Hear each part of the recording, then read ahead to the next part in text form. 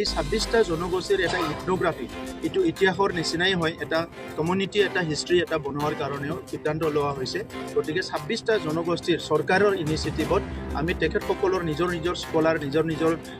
হিষ্ট্ৰিয়ান নিজৰ নিজৰ এন্থ্ৰপলজিষ্ট সবকো লৈ পেলাই এটা এটা ইথনোগ্ৰাফি বুকো আমি নিৰ্মাণ কৰিবলৈ গৈ আছোঁ স্বাধীনতাৰ বহুত বছৰলৈকে বিভিন্ন জাতি জনগোষ্ঠীয়ে নিজৰ অস্তিত্ব ৰক্ষা কৰিব পৰা নাই নিজৰ ভাষা সংস্কৃতি জীয়াই ৰাখিব পৰা নাই ইয়াত চৰকাৰী পক্ষৰ পৰা বহুত সহায় পোৱা নাই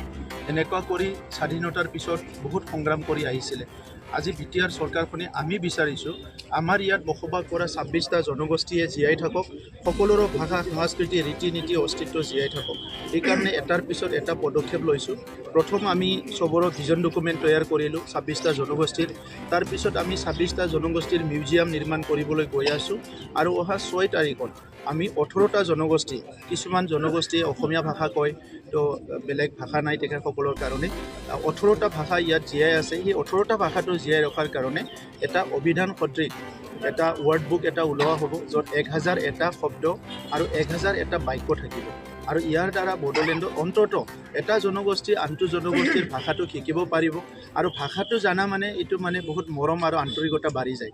এইকাৰণে বড়োলেণ্ডটো সদায় সুখী কৰি ৰাখিবৰ কাৰণে এই পদক্ষেপটো লোৱা হৈছে আৰু এই পদক্ষেপটো লোৱাৰ পিছত লগে লগে আমি এই 26টা জনগোষ্ঠীৰ এটা ইথনোগ্ৰাফি এইটো ইতিহাসৰ নিচিনাই হয় এটা কমিউনিটি এটা হিষ্ট্ৰী এটা বনোৱাৰ কাৰণেও সিদ্ধান্ত লোৱা হৈছে গতিকে 26টা জনগোষ্ঠীৰ চৰকাৰৰ ইনিচিয়েটিভত আমি তেখেতসকলৰ নিজৰ নিজৰ স্কলাৰ নিজৰ নিজৰ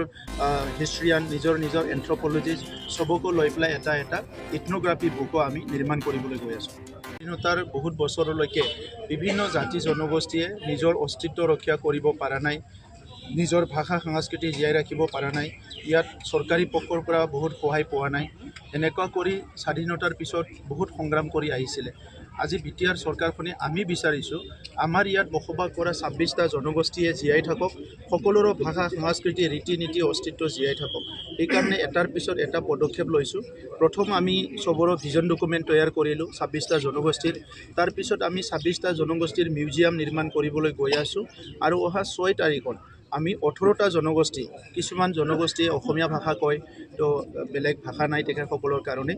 18টা ভাষা ইয়াত জীয়াই আছে সেই 18টা ভাষাটো জীয়াই ৰখাৰ কাৰণে এটা অভিধান সদৃশ এটা ৱৰ্ড বুক এটা ওলোৱা হ'ব য'ত 1001টা শব্দ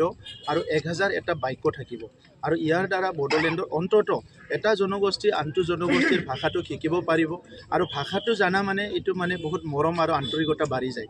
এইকাৰণে বড়োলেণ্ডটো সদায় সুখী কৰি ৰাখিবৰ কাৰণে এই পদক্ষেপটো লোৱা হৈছে আৰু এই পদক্ষেপটো লোৱাৰ পিছত লগে লগে আমি এই 26টা জনগোষ্ঠীৰ এটা ইথনোগ্ৰাফি এইটো ইতিহাসৰ নিচিনাই হয় এটা কমিউনিটি এটা হিষ্ট্ৰী এটা বনোৱাৰ কাৰণেও সিদ্ধান্ত লোৱা হৈছে গতিকে 26টা জনগোষ্ঠীৰ চৰকাৰৰ ইনিচিয়েটিভত আমি তেখেতসকলৰ নিজৰ নিজৰ স্কলাৰ নিজৰ নিজৰ হিষ্ট্ৰিয়ান নিজৰ নিজৰ এন্থ্ৰপলজিষ্ট সবকো লৈ পেলাই এটা এটা ইথনোগ্ৰাফি বুকো আমি নিৰ্মাণ কৰিবলৈ গৈ আছোঁ